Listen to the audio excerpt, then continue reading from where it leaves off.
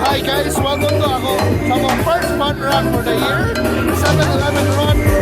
So we're running the 5K going na muna. So now we're in the starting line, mag-warm up kami. Stop saving. Excited na kayo. Marami na mo rin. Excited na sa mga na muna. Para makakot si May mag-ungan. So by the way, ang 7-Eleven run is Cebu. Morning 5K runners, are you ready? I can't hear you. 5K runners, are you ready? Ready! Good. Are you ready for the warm-up? Let's do some stretching, guys. So please, just a reminder, please do hydrate yourself before, during, and after the race, okay? So let's start.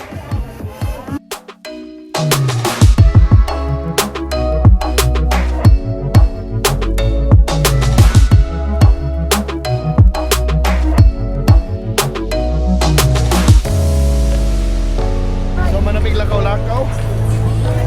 Ice cream.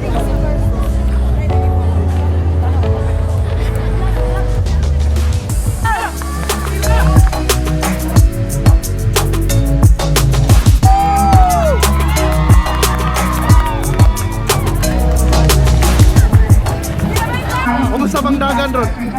How do you find the race, all in all?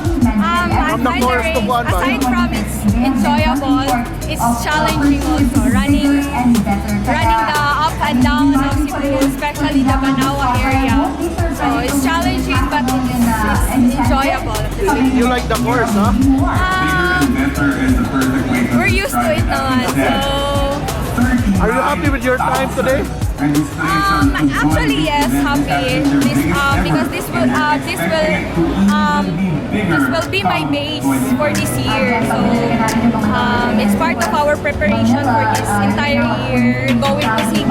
So nindot na start up for the year. So what's your time today? 124. Okay, so Juan, by the way, nalipay mo ka kay Way naka-break sa imong record sa 42. Dili man sa inyo nalipay, but yes. Di bitaw eh. But kung naa, di ba, you'll be happy to see incoming elite or incoming athletes na pwede po mag-represent sa country. So unsa imong message na lang sa mga aspiring runners diri na For me, just keep on training and just keep in mind na kung nakaya na ko na maka-represent ko sa country, so labi na Cebuan ako, so we can always do that. So keep on training lang and saling disiplina sad and humility. Huwag ginang-kinanglan din sa mga elite. Thank you. So hi guys, good afternoon or good evening or good morning wherever you are. So guys, it's February already and yes, it has been an eventful day so far for me. I finished my first run of the year, the 7-Eleven run, and right now I'm holding a box of Cremaroons sent by my friend from Instagram, Dandan. Hi Dandan. Today I'm gonna taste this because I'm a bit tired, I'm a bit famished, and it's been a challenging and tiring day, so I think I need some good food. And good thing she sent me some of her delicious Cremaroons. Let's see kung lami ba yun ni. So it's time to unbox.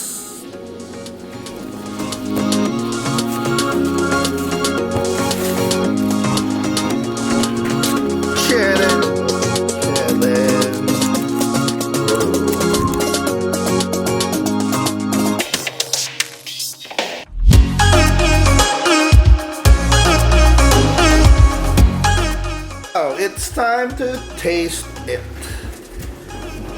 Good size. Smells so good.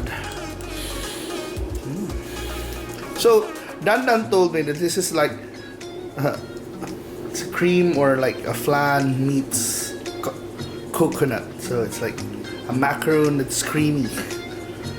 So I'm gonna taste it now.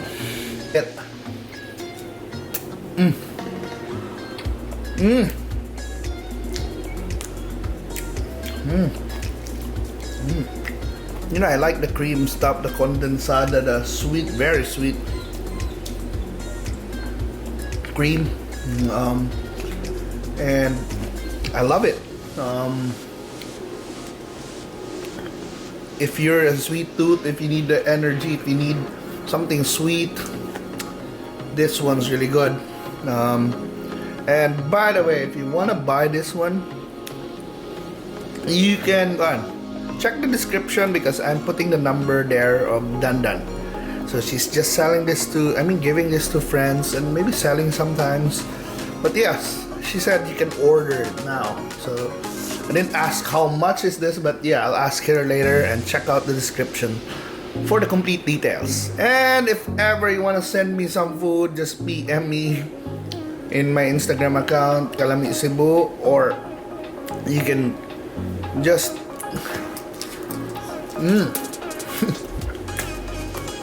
you can make a comment also on here in YouTube or Kalami Cebu's Facebook page. And thank you so much for watching this video. It's been fun eating this one. Yeah, thank you so much, and I hope to see you in my future videos. And happy Sunday, everyone. Bye.